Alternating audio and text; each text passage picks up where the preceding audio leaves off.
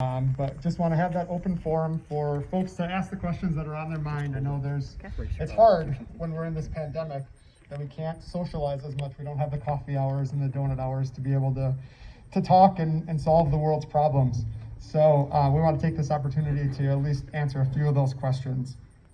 The idea of this town hall is something that we'll hopefully do occasionally every month or so to give you the opportunity to ask the council the questions that are on your mind.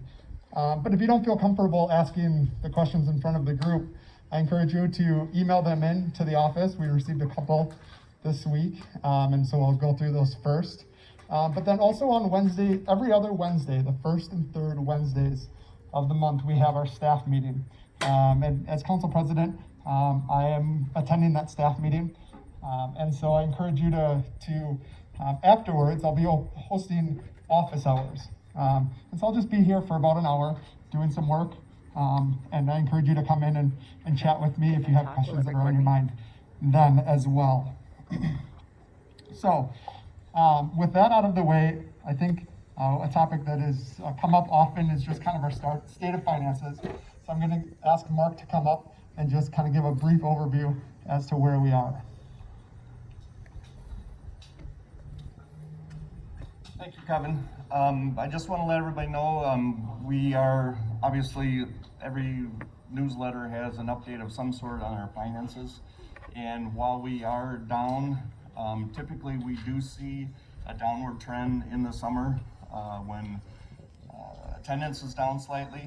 And we are seeing that as well this year. Obviously, it's impacted more because we have not been gathering and we don't have in-person offerings at the pace that we've had in the past, but I think we built some things in as far as some backup plans with our PPP loan and some other things that will benefit us down the road.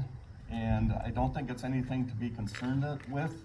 We are watching it very closely, and we have a lot of things in place to remedy the situation we're in.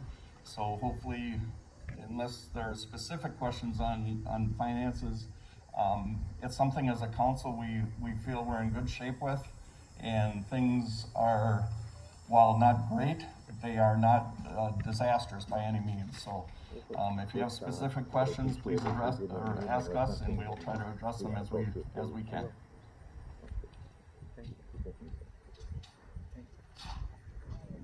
So with that, I'll open it up to the floor if you have any questions, feel free to speak up and let's get them out of the way.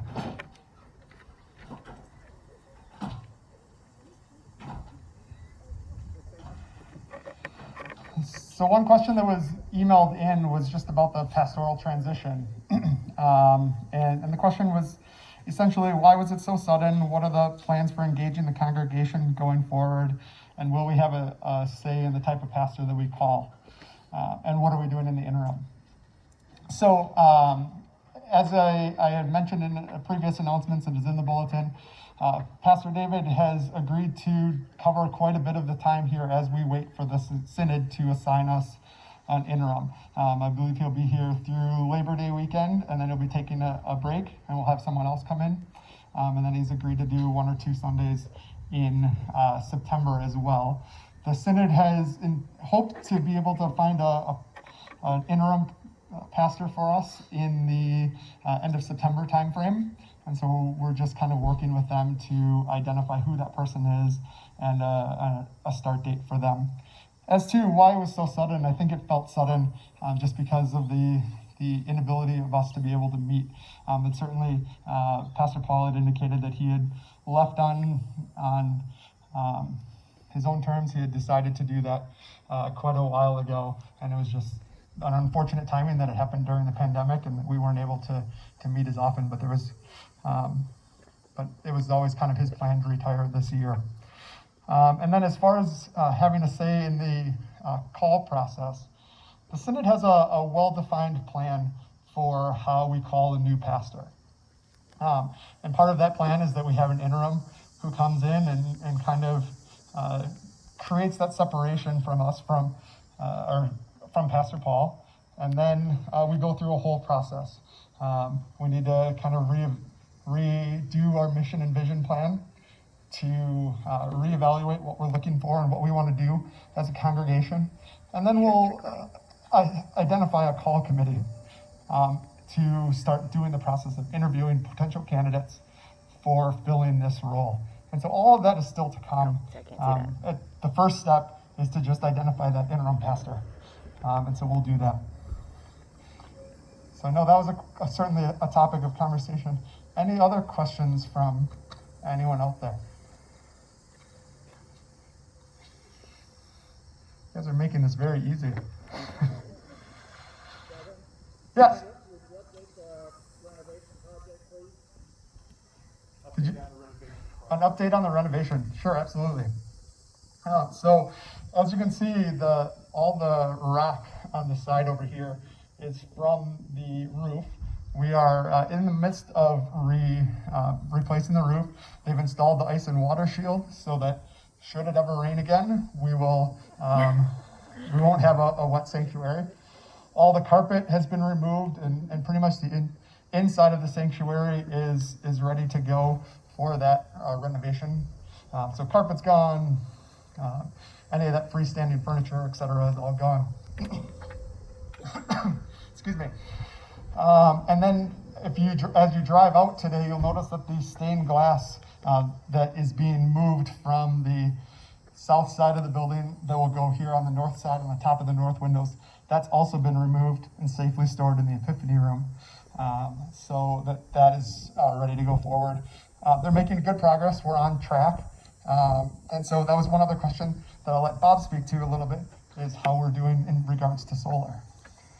Yeah, solar is coming along just fine, as is the whole renovation. It's being coordinated carefully with what they're doing in terms of the renovation, getting the new steel roof on. And for those of you that weren't quite aware of that, it is a steel roof that is going to be installed, which is easy for the solar installer to attach to.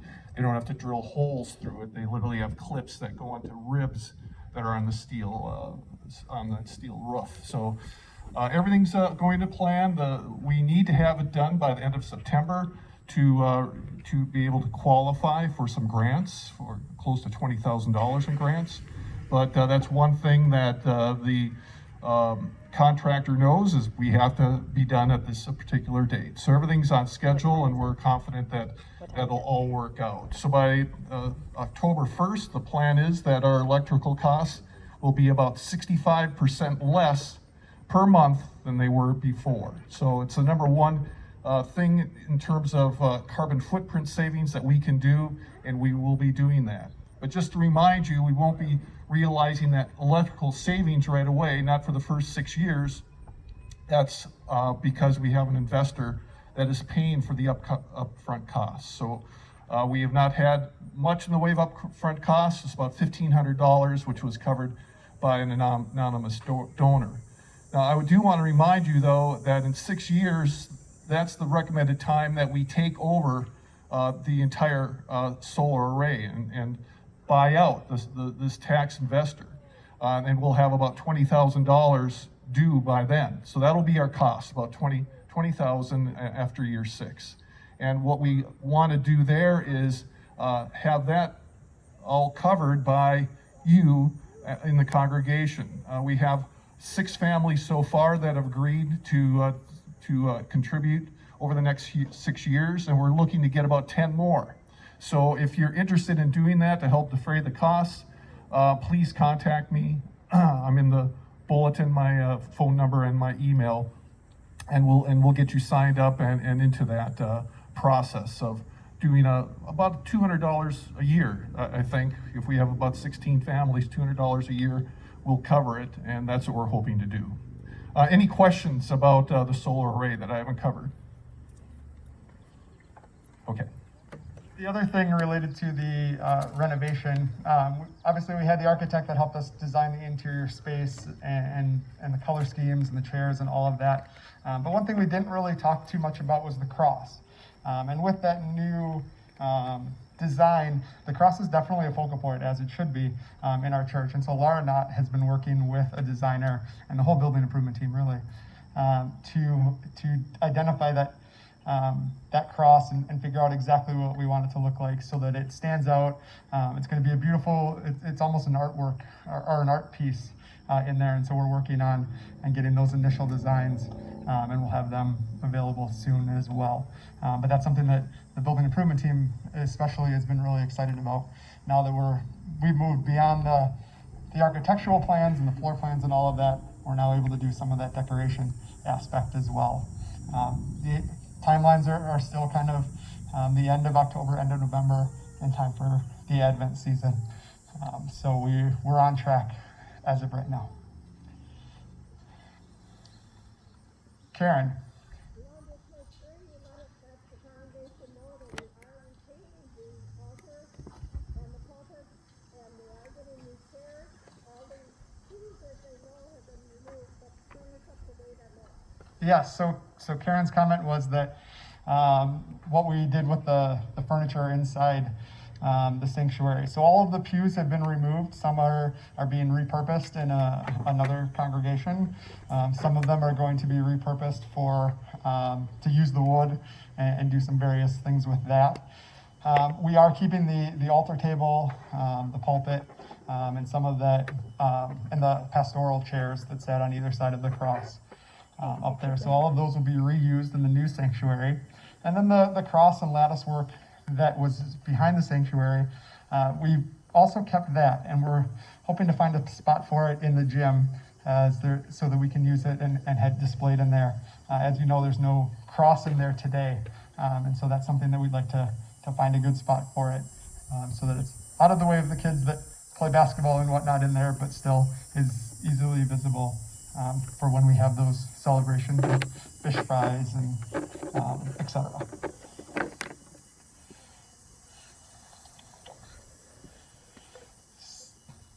So the other topic that was sent in to me was regards to the plans for fall. Certainly we've been very lucky this summer to have wonderful weather on Sundays, that we can be able to do this outdoor worship. But as things get a little bit colder and or if we have rain or whatnot, the idea, what are we going to do in the fall? The plan right now is to continue to do the online virtual service. So that'll continue. And then the worship team is meeting at the end of the month to develop a plan for what worship looks like if and when we go inside. So certainly with what the recommendations from CDC and health officials are, we may need to adjust what singing looks like, what group prayers and all that sort of things look like. So the worship team is going to be meeting at the end of the month, and we'll have more information after that.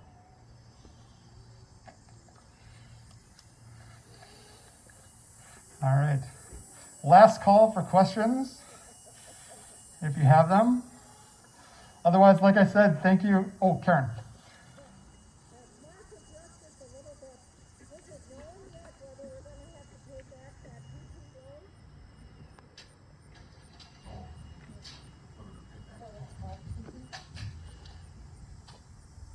Mark, Was that in regards to the PPP loan?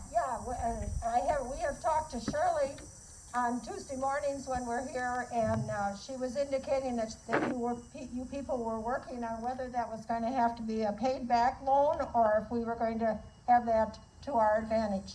Correct. At this point in time, the loan that we did receive, we don't have any official word. There's all kinds of rumors, and some of it may be tied in with the new package that Congress is talking about. But the belief is at this point in time that there may be a level, and ours would fall below the level of that loan being required to be paid back. The other part is, technically, we have not used any of that money currently. So in the event we do have to pay it back, it is available to us to pay it back currently. So we're just kind of waiting to find out. There hasn't been any definite determination. It extended from basically an 8-week time frame that we had to use that loan that we have to a 24 week, so we will have the ability to use all of the money that we did get in the loan. But there isn't any final determination yet whether that'll need to be repaid. But like I said, we have it. We could pay it back if we need to, because we have not utilized it, but the expectation is that it will not be a paid back loan.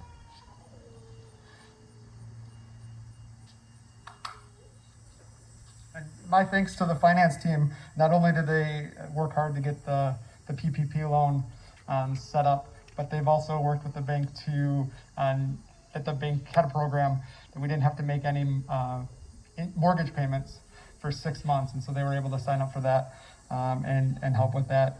For those of you who are interested related to the Forward and Faith Capital campaign, as you know, we've made significant progress towards our loan. I believe when we started the capital campaign, our loan was around $780,000, and we worked that down in just a couple years down to $410,000. So that's great progress that we'll be continuing to make as we go forward over the next couple of years. But certainly, we're making good progress on that aspect of the capital campaign as well.